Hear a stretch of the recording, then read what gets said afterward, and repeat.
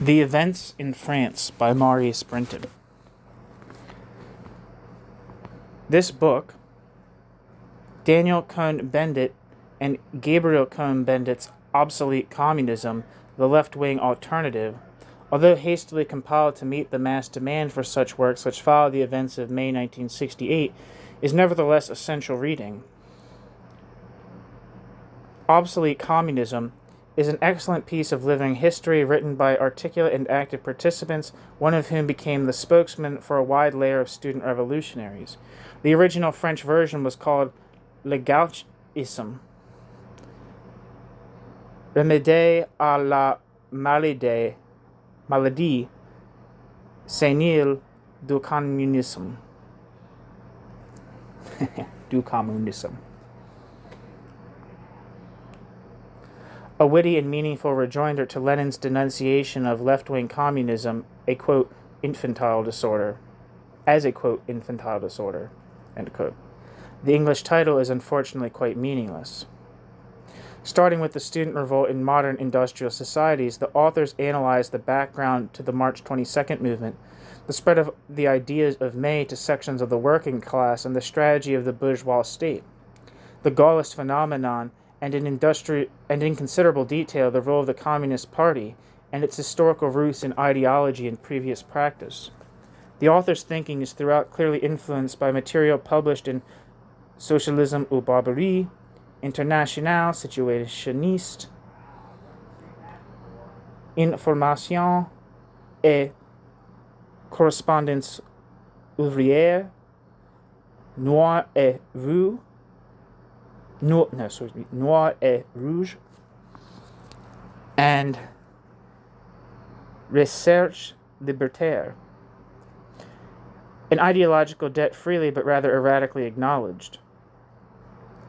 The, quote, plagiarism, end quote, is extensive, intelligently selective, and thoroughly commendable, ensuring a wide audience for views as yet insufficiently known.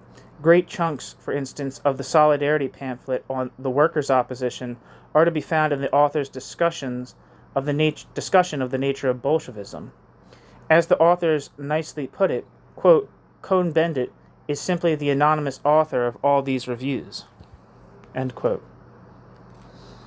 I have but one criticism, and it has been voiced before. It is a note of skepticism concerning the implied proximity of total revolution.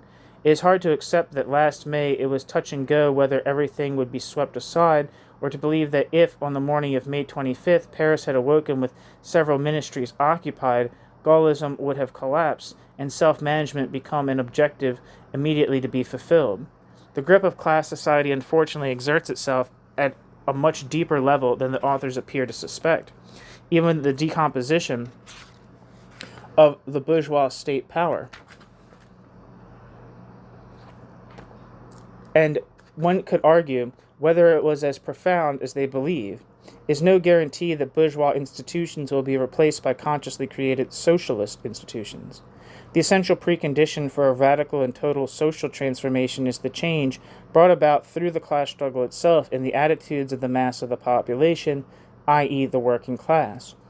These attitudes today are not only colored by traditional organizations, but are constantly reinforced by the very conditions of capitalist production and of life in capitalist society. Passivity of workers subjected to domination by machines, pressure of financial insecurity, preoccupation with only immediate things, etc. These attitudes, which add up to the more or less widespread acceptance of slavery by the majority of the slaves, are one of the main causes for the perpetuation of bourgeois or bureaucratic rule.